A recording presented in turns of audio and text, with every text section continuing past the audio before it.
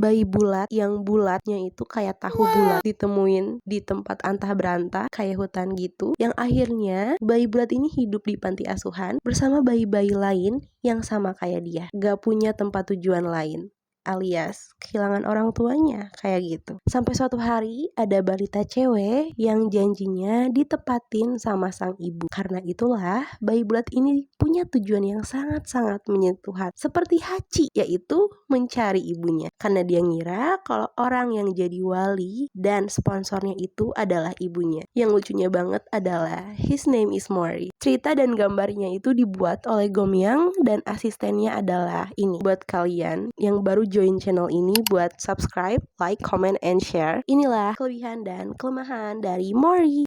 モカちゃんが教えてくれたいろんな見た目になれるアプリなんだって。どれどれ？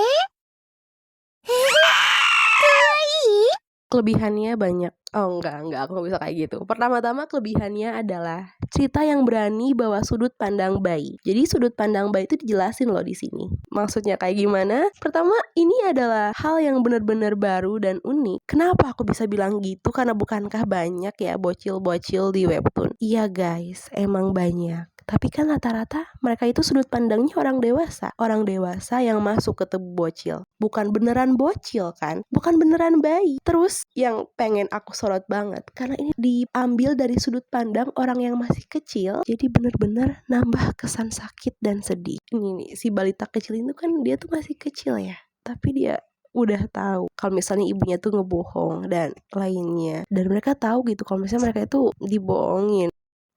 Itu sedih banget sih. Aku nangis loh guys. Sungguhan air mata ini yang kutahan itu nangis ketika baca. Terus bagusnya itu ya, webtoon itu gak ngehilangin citra bayi gitu. Kayak bayi yang mentang-mentang mereka udah tahu gitu, mereka jadi gak bisa nangis dan lainnya. Enggak, bayinya itu beneran dikasih sikap yang bener-bener natural bayi segimananya gitu. Masih labil, sering nangis. Oh my god, lucu. Terus marah-marah gitu, ngambek gitu. Itu masih dikasih sifat bayi yang natural tuh kayak gimana, itu beneran dikasih lihat guys. Lalu selanjutnya yang bagus adalah bukan hanya sekedar cerita bayi yang mencari ibu. Meskipun tema besar yang diambil oleh webtoon ini adalah drama, tapi itu ada fantasinya guys. Itu kan makin seru ya, yang dimana dunia fantasinya itu luar biasa banget. Karena ini tuh ada dua dunia gitu, dunia manusia dengan dunia ini.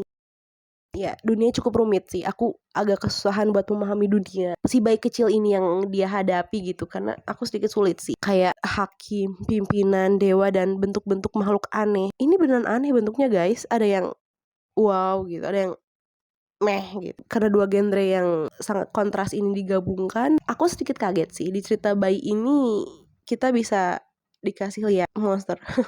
Ya ini jelek banget betul mukanya. Tapi gambarnya bagus ya, tapi jelek gitu mukanya.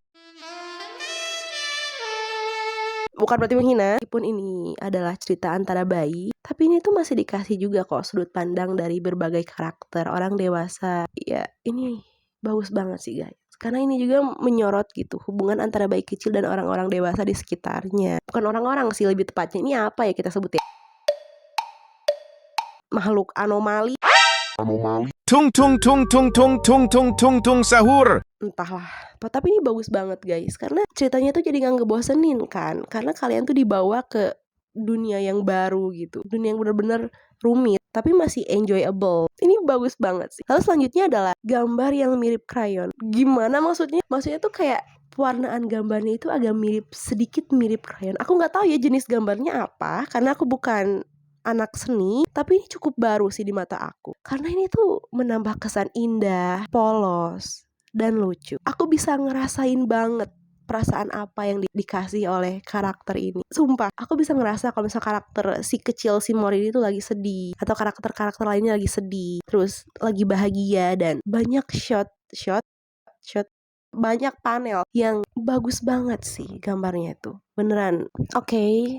Karena di setiap kelebihan ada kekurangan, jadi inilah kekurangan dari webtoon ini. Pertama adalah penjelasan yang sedikit membingungkan tentang dunia sendiri. Ya meskipun udah dijelasin di narasi dan dialognya, aku masih bingung sih. Sebenarnya dunia apa yang dijalani oleh bayi kecil ini? Ya aku tahu gitu, kalau dunia sebelumnya dunia manusia. Enggak, ini maksudnya dunia ini gitu guys. Dunia fantasi ini tuh apa sih? Karena masih banyak pertanyaan yang belum dijawab oleh webtoon ini. Jadi itu cukup membingungkan sih, kayak kelompok, terus pemimpin ini, hakim, apa mereka itu? Entitas dari mana mereka itu? Terbuat dari apa? Itu cukup membingungkan sih. Itu bisa jadi kekurangan ya guys ya, bagi aku.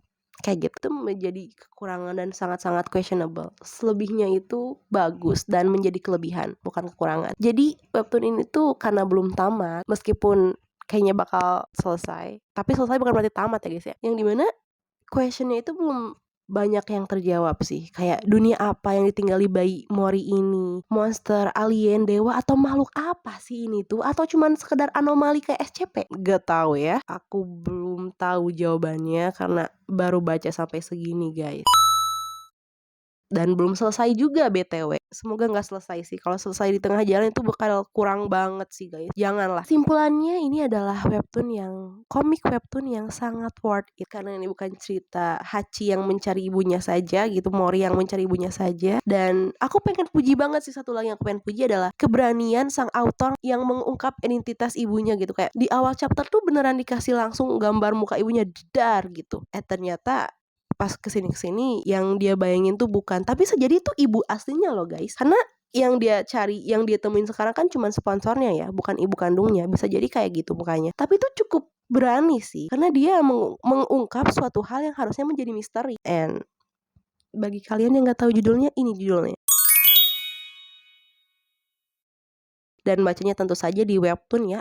Final rating dari aku segini.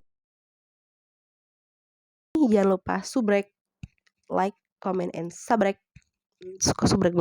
Subscribe, like, comment, share, and tulis dong pendapat kalian kayak gimana. Nanti kita diskusi bareng ya. Bye bye.